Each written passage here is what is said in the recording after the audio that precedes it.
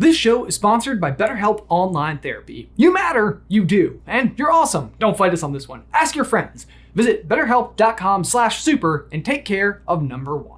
Hey, brother! Man, oh mayonnaise, you guys! We are only a couple of months away from Secrets of Dumbledore, and despite the fact that we have only had one trailer so far, my psych level is going through the roof. See, because I do this thing where, because Crimes of Grindelwald was such a mess, I am firmly believing that Secrets is just gonna make up for it tenfold. And as such, I think that it means that it has the potential to start knocking down some of the biggest mysteries that we have inside of the Harry Potter universe. For example, what on earth is up with Credence? We know that he's not Corvus Lestrange. Grindelwald thinks that he's Aurelius Dumbledore, but who is he? And why are obscuruses so important to this particular conversation? Because if you recall, Dumbledore's younger sister, Ariana, almost certainly is one. So it feels like that's gonna have to be relevant to the overall plot somehow. And oh hey, we get young Aberforth in this installment. That's exciting. Maybe now we can finally get to the bottom of the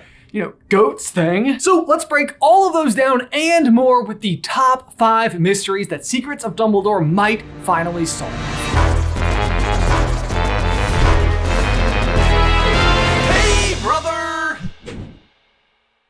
Guys, before we dive on into today's video, we need to give a huge thank you to today's sponsor, Bespoke Post. I personally am a huge fan of Bespoke Post, and I have been a subscriber to the service long before they were ever a sponsor of this show. And that's because Bespoke Post curates an amazing collection of goods every month that are specifically tailored to you. And I say that wholeheartedly. They even have a quiz over at boxofawesome.com where they can figure out exactly which boxes are best for you. Last month, I was telling you guys about this amazing bag that I got from their destination box. And just this week, I have had the opportunity to travel with it, and I can genuinely tell you that not only is it incredibly stylish, but it's very handy. And next month, I definitely have my eye on this sizzle box, which has everything you need to make a delectable stir fry. Something I can genuinely tell you is really great because having a baby means it's hard to go out anywhere to eat. I've been making a lot more meals at home, so I need some new stuff in my lineup. And guys, each box of awesome is packed with over $70 worth of gear and comes in at a fraction of that cost. So get 20% off your first monthly box when you head on over to boxofawesome.com and use promo code SUPER at checkout. It is totally free to sign up and you can cancel at any time. Again, it's going to be boxofawesome.com, promo code SUPER for 20% off your first order. One more time, boxofawesome.com, promo code SUPER, link is in the description down below.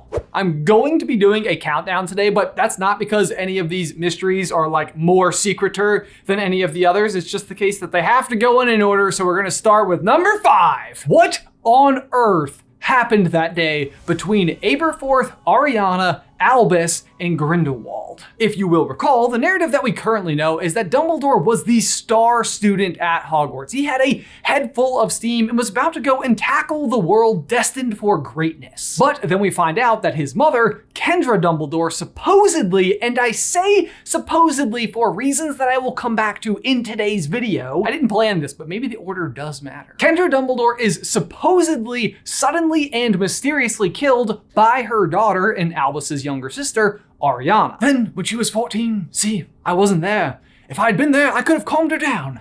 She had one of her rages, and my mother wasn't as young as she was, and it was an accident. Ariana couldn't control it. But my mother was killed. Did I sound like someone who loves goats? Because that's what I was going for. So again, we are operating under the assumption here that Ariana is the same as Credence, and they are both obscure. And it's kind of for the exact same reasons. Credence grew up under the care of Mary Lou Barebone and was forced to suppress his magical ability. And Ariana was bullied by Muggle boys as a child, and it was so hard on her that she did the same and ultimately had the outburst that supposedly kills Kendra. And all of this takes all of the momentum that Dumbledore had been building all through his years at Hogwarts and basically just rips the brakes. Instead of going on this worldwide adventure with his friend Elphias Doge, he has to assume the head of house position for the Dumbledore family and look after Ariana. And I know that's a lot of backstory to stuff you probably already know, but it's critical to what happens next. So Dumbledore returns home to Godric's Hollow when his neighbor, Bathilda Bagshot's nephew, arrives on scene. That nephew is, of course, Grindelwald. And here's where I think things get very very interesting. One of the key things that we know about Grindelwald is that he is a seer. You know, kind of like Trelawney, except on purpose. With this ability though, he is aware of the fact that the one person who stands in his way on his path to greatness is Albus Dumbledore. Credence is the only entity alive who can kill him. The other thing that we know about Grindelwald is that he seems to be in search of an Obscurus very specifically. That is the reason that we find him in New York City at the beginning of Fantastic Beasts. The mystery that I am very curious about here is, when does Grindelwald first have this vision? How long has he known that Albus is his biggest obstacle and that he will be in search of an Obscurus to defeat him? Because I think we're all kind of led to assume that this is happening in real time. Like, as of the dates of the movies is when he's discovering this information. But let me pose you this question.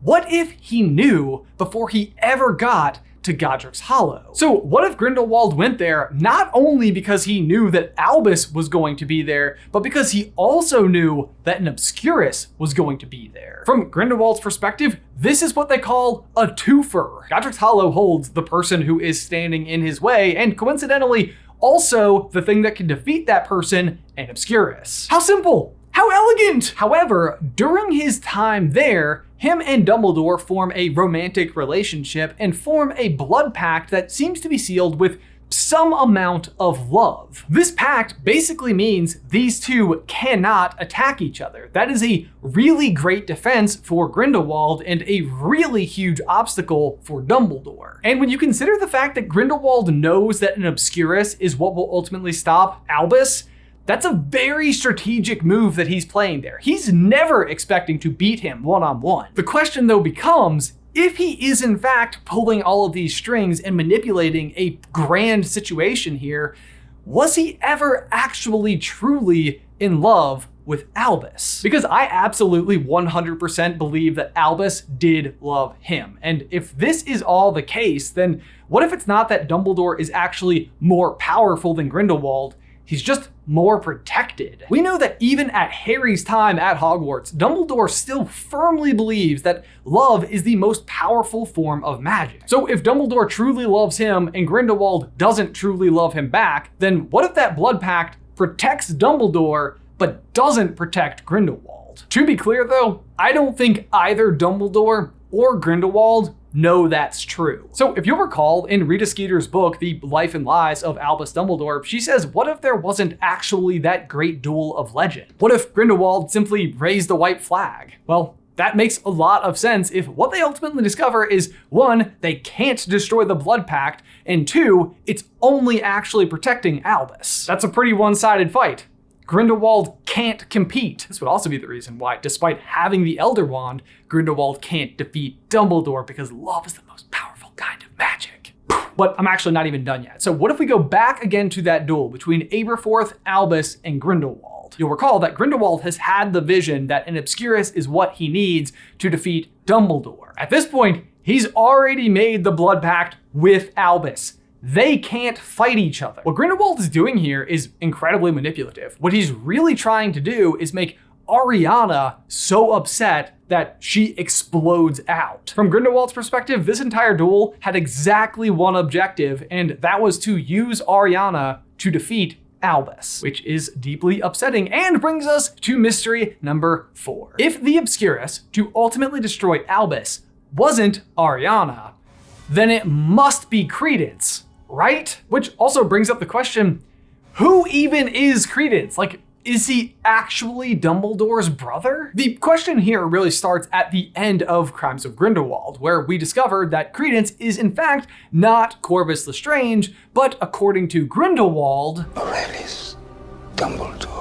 I kid you not, every single time I've ever watched that scene, the only thing that I can think about is breath mints. Like, whoa, I've wanted to know this information my whole life, man, but could you step back a little bit? This is a truly mind-blowing revelation when you hear it for the first time, but then when you kind of step back and think about it a little bit more, it's like, we would have known if there was another Dumbledore sibling, right? Like, the whole thing in Deathly Hallows is when Harry goes to King's Cross and is talking to Dumbledore, Dumbledore is coming clean on everything. So, shouldn't this have come up? And the answer the only answer that I will accept is yes. So the question is, what percentage of correct is Grindelwald when he makes this claim? 0% correct means that he is just completely and utterly making up the identity of Aurelius Dumbledore. It is in no way, shape, or form true at all. 50% correct would be that there is in fact an Aurelius Dumbledore, but the entire plot of Crimes of Grindelwald was literally just to give us the information that two babies were swapped at sea. If that is in fact the case, then I believe it's information Grindelwald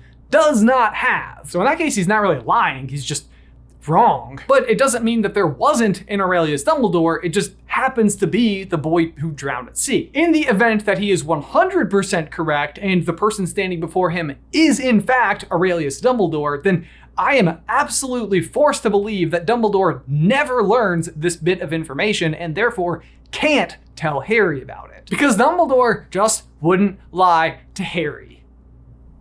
At this point. Prior to this point, like a lot, I would have believed it all day. But this also goes back to what I said before about Kendra supposedly being killed by Ariana. The timing of the rest of this doesn't add up at all. If in fact she was killed that day, then there is no way for her to have been alive to have had a third son. So one way or another, if Aurelius is real at all, Kendra did not die that day. Or the movies are just not following canon at all, in which case, what are we all even doing here? My personal belief is that Grindelwald is 50% correct. I do believe that he knows that an Aurelius Dumbledore existed. It just isn't the case that Credence is Aurelius Dumbledore. It's the boy who drowned at sea. But with that information in mind, again, then who is Credence? Well, I think that brings us to two other unexplained items from the Fantastic Beasts series, the first of which is Nagini being in the movie at all. What we learn is that Voldemort's snake, Nagini, in fact, used to be a real living person, and that's really interesting.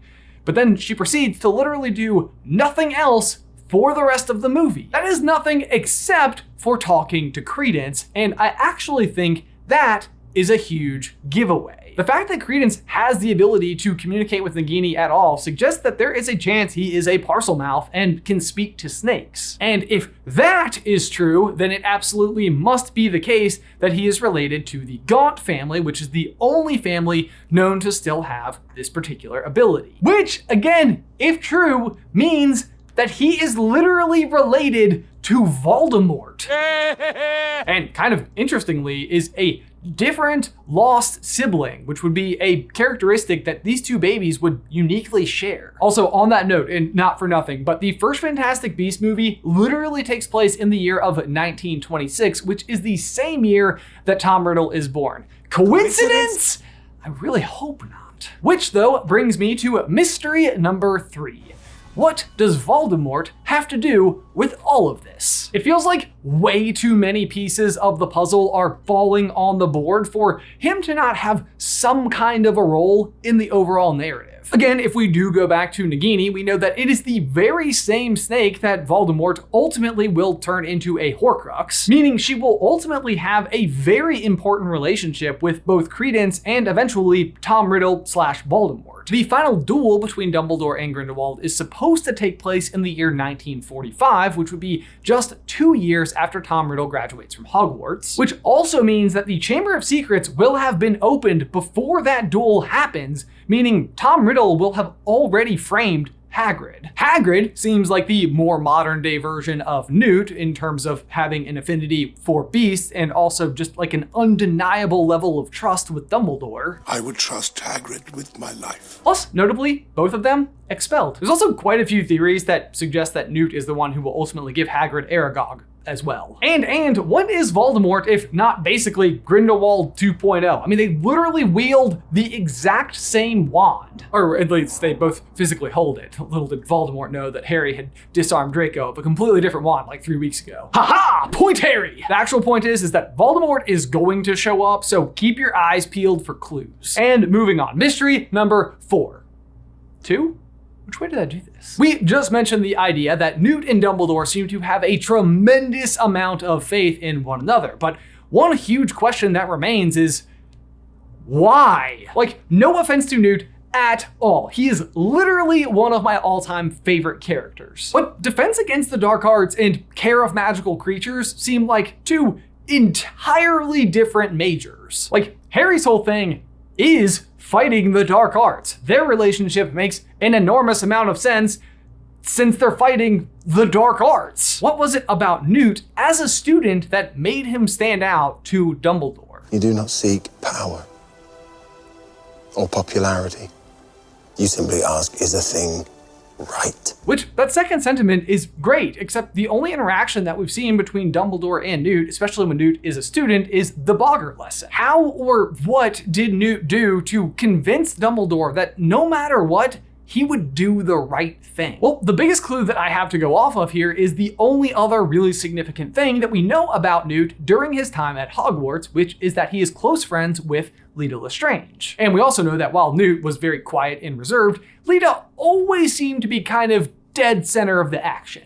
Part of me thinks that it might just all actually fit together. The important thing about that boggart lesson isn't what we, the audience, learn about Newt, it's what Dumbledore learned about Newt during that lesson. And what I think he learned there is that while Newt is an incredibly talented and very gifted student, he's also not the kind of student who will ultimately benefit from the traditional educational process. Newt is going to learn on his own. It does him no good to be sitting there in a classroom. We also know that Leta is not particularly fond of Dumbledore based on their interaction in Crimes of Grindelwald, which kind of makes me wonder whether or not Newt's expulsion was entirely set up by Dumbledore. Maybe what he was doing here was testing Newt, trying to see if he would take the fall for his friend. He would always do the right thing. Because if Philosopher's Stone taught us anything at all, it's that Dumbledore is not above testing his students in unorthodox ways. He's a funny man, Dumbledore. I don't think it was an accident he let me find out how the mirror worked.